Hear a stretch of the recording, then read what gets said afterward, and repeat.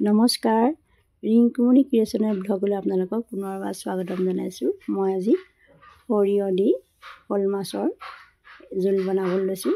তাৰ কাৰণে মই এইখিনি পৰিমাণৰ বস্তু গোটাই লৈছোঁ। আলুগুটি মই বইল কৰি লৈছিলোঁ। বইল কৰি লৈ এতিয়া অলপ ভাঙি থৈছোঁ।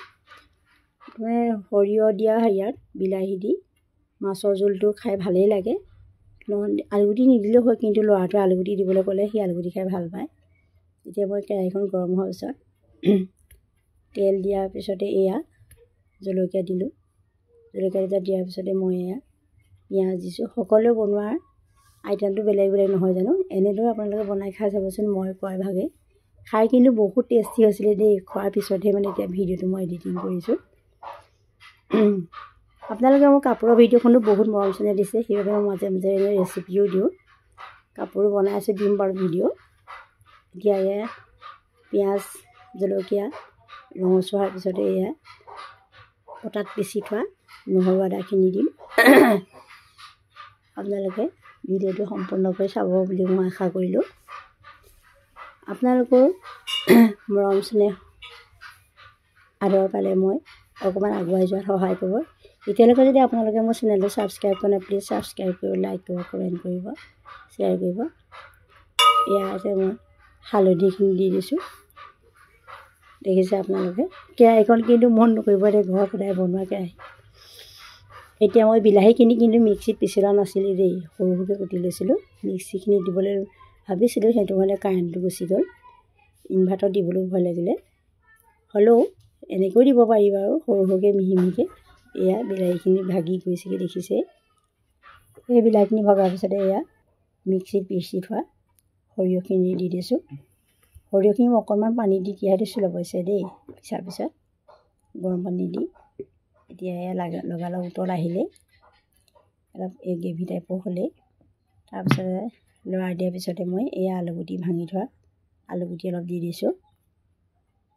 আপোনালোকৰ সদায় নিজেও হয়তো এনেকৈ বনাইছে নহয় জানো? তথাপিতো ময়ো এনেকৈ বনাই দি দেখুৱাইছোঁ। আপোনালোকে মোৰ ৰেচিপিটো চাব, ভাল পালে লাইক কৰিব।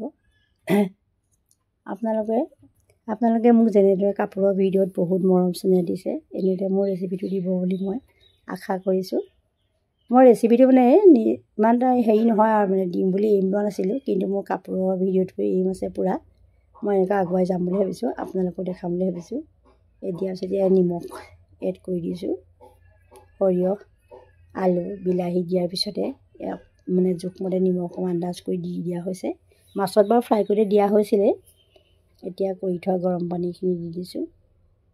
গৰম পানী দিয়াৰ লগে লগে এয়া উতলটো আহিছেই। কেৰাহীখিনি বহুতখিনি দেখা গৈছে, কিন্তু শুকাই গ'লে নাইকিয়াই হ'ব।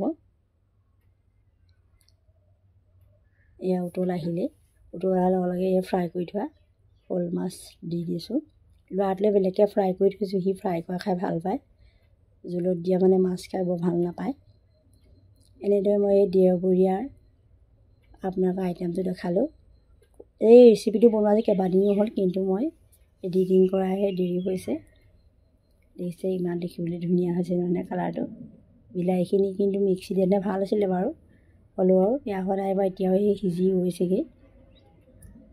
এয়া উতল অহাৰ পিছতে এয়া মিহি মিহিকৈ ঘৰতে থকা ধনিয়া এডালমান কাটি দিয়া হৈছে। ধনিয়া চেণ্টটো ভাল লাগে নহয় জানো? পাউডাৰ গুড়িতকৈ ধনিয়াৰ কেঁচা চেণ্টটো বেছি ধুনীয়া। এতিয়া নমাব পৰা হৈছেগৈ। এয়া দেখিছে, নমাব পৰা হৈছে আৰু কি ধুনীয়া হৈছে চব মাছৰ কালাৰটো। আপোনালোকৰ এনেদৰে বনাই খাই চাবলৈ মই আশা কৰিলোঁ। এয়া বাতিত বাকিছোঁ। ল'ৰাই বোলে অকণ টেষ্ট কৰি চাওঁ বুলি কৈছে, তাৰ বাবে অকণ সজাই পৰাই দিছোঁ। এয়া বাতিত দেউতাকলৈকে ছোৱালীজনীলৈকে থৈ দিছোঁ। কলপাততে আজি ভাত খাম বুলি ক'লে, সেইকাৰণে কলপাততে এয়া ছোৱালীয়ে সজাইছে ধুনীয়াকৈ ভাত।